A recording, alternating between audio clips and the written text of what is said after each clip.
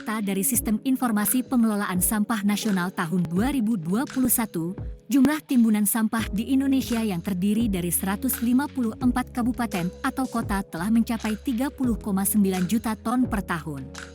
Tetapi yang terkelola dengan baik hanya sebesar 14,88 juta ton per tahun atau sebesar 48,47%.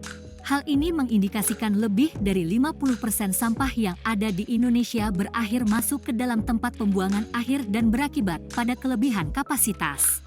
Di sisi lain, sebagian besar kebutuhan energi di Indonesia saat ini disuplai menggunakan bahan bakar fosil seperti minyak bumi, gas alam, dan batu bara yang bersifat tidak terbarukan sehingga cadangannya semakin menipis.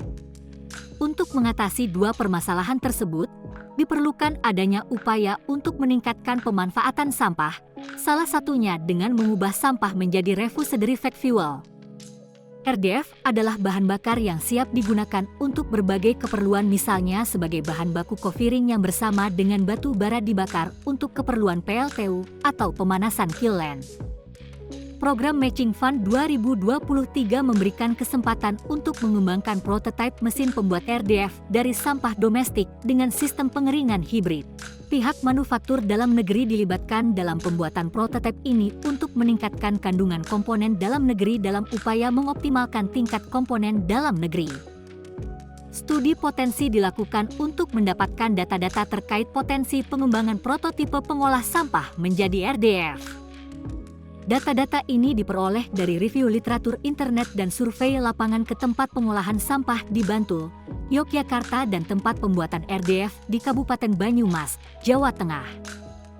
Hasil dari studi potensi ialah alur proses pengelolaan sampah dari masyarakat hingga menjadi refuse derivative fuel, kapasitas produksi, dan potensi RDF. RDF yang digunakan sebagai bahan bakar cofiring di PLTU memiliki komposisi 70% sampah organik dan 30% sampah plastik. Perhitungan desain dilakukan paralel dengan aktivitas studi potensi.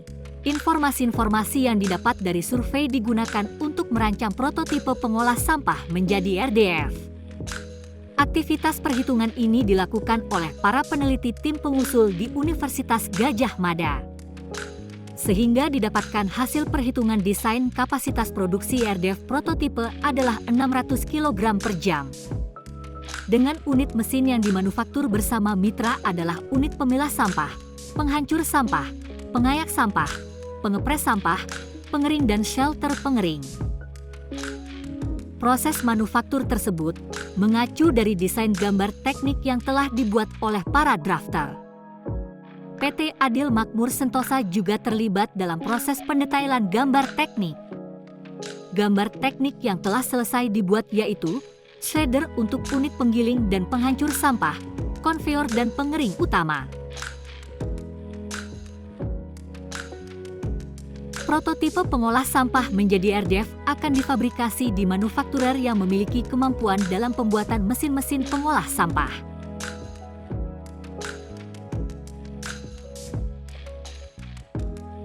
Prototipe plant refuse derivative fuel terdiri dari unit pemisah dan pemilah sampah berfungsi untuk memilah sampah yang masih bernilai ekonomi dan sampah residu. Sampah-sampah residu terdiri sampah plastik dan sampah organik.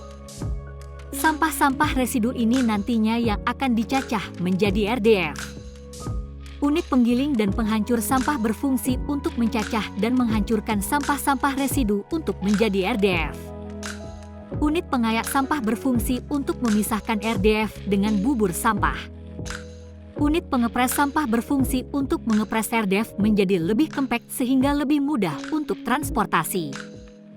Unit pengering berfungsi untuk mengeringkan RDF supaya nilai kalornya meningkat. Prototipe plant RDF ini akan diinstal dan diuji fungsi di Desa Tubanan, Kecamatan Kembang, Kabupaten Jepara, Jawa Tengah. Luaran program ini mencakup dokumen teknik desain dan prototipe atau purwarupa RDF hibrid yang bertujuan untuk merinci rancangan teknis dan menyajikan model praktis sistem pengolah sampah menjadi RDF. Telah dilakukan proses konstruksi dan pemasangan mesin RDF. Proyek ini merupakan langkah penting di mana konstruksi melibatkan serangkaian tahapan yang cermat dan terkoordinasi. Dengan selesainya proses konstruksi, mesin RDF berhasil dipasang dengan sukses. Semua pihak yang terlibat dalam proyek ini berkontribusi dengan penuh dedikasi, memastikan keberhasilan implementasi mesin RDF tersebut. Pada program Matching Fund ini, mahasiswa diberikan kesempatan untuk terlibat sehingga mendapatkan pengalaman riset secara langsung. Hal ini sesuai dengan indikator kinerja utama kedua, yaitu mahasiswa mendapat pengalaman di luar kampus.